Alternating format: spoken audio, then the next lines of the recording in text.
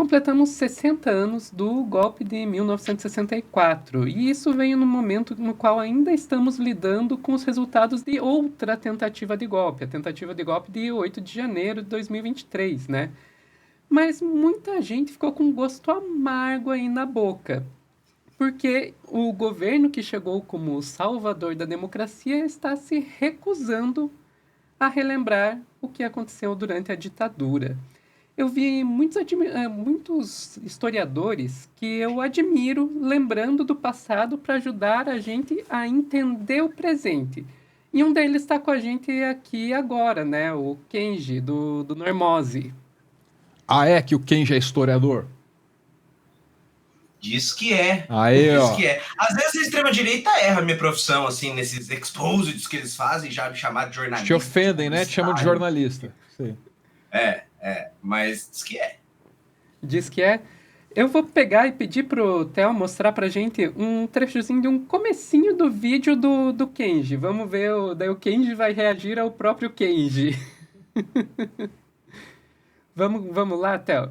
Olha só essas matérias de jornal que eu encontrei. Lula pede que se ponha panos quentes em data do golpe.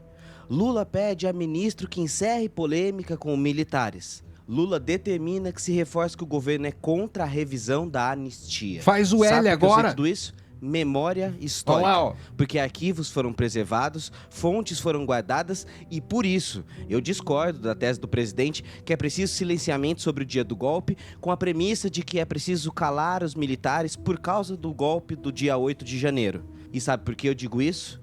Porque essas matérias de jornal são do ano de 2008. 2008. Pois é, não é de hoje que Lula também trabalha na chave de conciliação com os militares e por isso a anistia. Ah, me pegou, Quando Lula miserável. emitiu essa fala em 2008, ele tinha 73% de popularidade, ou seja, não havia crise nenhuma. E sabe o que ele mandou o ministro Tasso falar à época? Que era preciso governar olhando pra frente, sem ressentimentos com o passado. Exatamente a mesma fala de agora. Faz parte da história, já causou o sofrimento que causou, o povo já conquistou o direito de democratizar esse país, sabe, os generais que estão hoje no poder eram crianças naquele tempo, sabe, alguns acho que não tinham nem nascido ainda naquele tempo, então o que eu não posso é não, sabe, tocar a história para frente, ficar remoendo sempre, ou seja... E quer saber de... Roteiro, vou chamar de safado, mas no sentido de esperto, Kenji. Me pegou, Vou me citar pegou, aqui me pegou. o filósofo Me pegou. Tiririca. É. Peguei você! Pegou. Eu admito que quando assisti a primeira vez, eu também, porque muito bom, né? Você pega e acha que tá falando de agora, quando na verdade está falando do passado, né? Teve um outro historiador que eu vou admitir que eu também admiro bastante, o Ian Neves, que também trouxe essa coisa de mostrar o passado para entender o presente. Vamos ver aí, Theo. 1956, acontece uma coisa chamada Revolta de Jacareacanga. O que acontece? Um grupo de militares de alta patente da aeronáutica, contrários à eleição do Juscelino Kubitschek e, principalmente, do João Goulart como vice. Caso vocês não saibam, o João Goulart já estava na mira da extrema-direita e dos Estados Unidos desde a época que ele era vice do JK. Tomam uma base militar no interior do Pará. Revolta de Jacareacanga, a gente tirou daqui, tá? Entre eles, a figura que se destaca é um nome que eu quero que vocês lembrem. Haroldo Coimbra Veloso. É bem nome de militar, né? Esse cara liderou essa mesmo. revolta. E o que acontece? Todos os rebelados foram anistiados na, entre aspas, anistia ampla e restrita concedida por solicitação do próprio Juscelino Kubitschek. Esse nome, anistia ampla e restrita, esse título, né, é uma coisa que ficou muito famosa nessa época. Dezembro de 59, 3 anos depois, tenentes coronéis da Aeronáutica lideram o sequestro de um avião com 38 passageiros. Mandam o piloto desviar para a cidade de Aragarças para fazer uma ação contra o governo do Juscelino Kubitschek. Entre os tenentes coronéis da Aeronáutica que lideraram, estava um cara chamado João Paulo Moreira Burnier, outro nome que é bom a gente lembrar. E quem que estava envolvido também?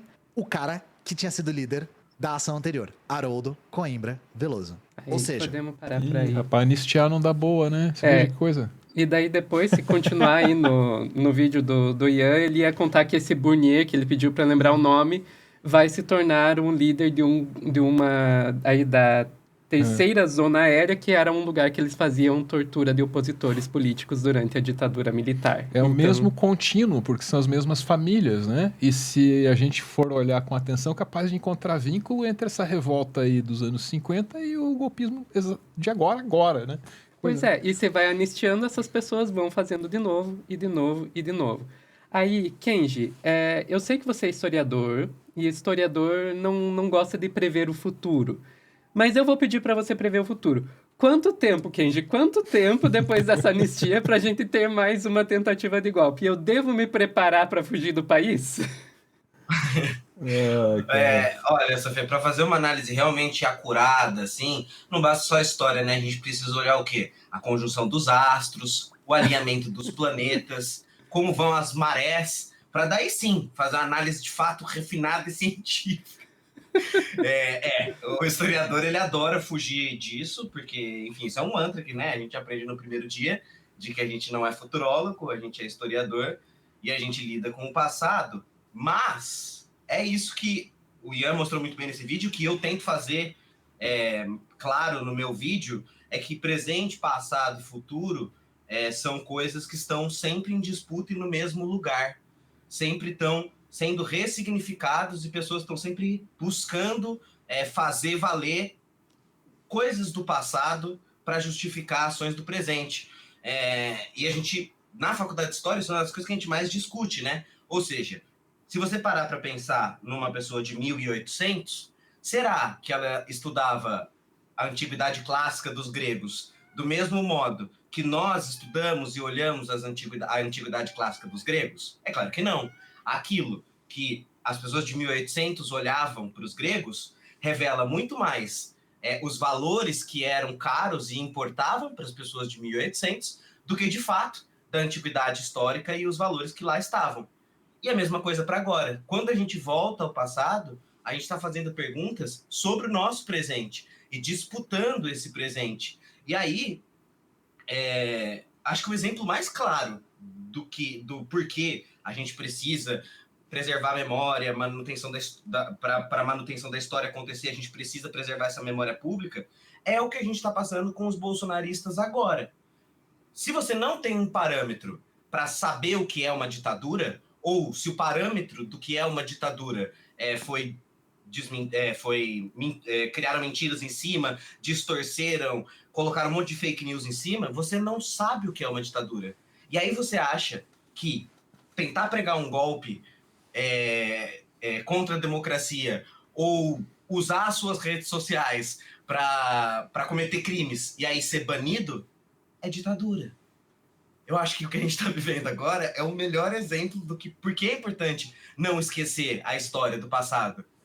E por que esse passado está tão vivo no presente. Porque as questões que nós estamos vivendo agora são todas consequências dessas anistias, desses perdões, de não ter revisitado, de ter deixado os militares plantar falsas memórias sobre o seu passado, e aí a gente chega no agora. Então beleza. Eu estou respondendo a sua pergunta, eu juro que eu não estou fugindo. Okay. Já olhamos presente, já olhamos passado e como a gente usa o passado, e, portanto, só nos resta uma coisa. Saber que é daqui também, dessa maçaroca, que vai vir nosso futuro. E dentro disso, eu acho que não precisamos fugir do país ainda. Os militares têm muita coisa a responder. A narrativa deles vai ser prejudicada, até por isso que eles estão tentando reduzir os danos o máximo possível, para que eles sejam manchados o mínimo possível e passem a lutar de novo, a reescrever a história e apagar a memória do que eles fizeram na ditadura militar. Mas isso demora, isso tem tempo.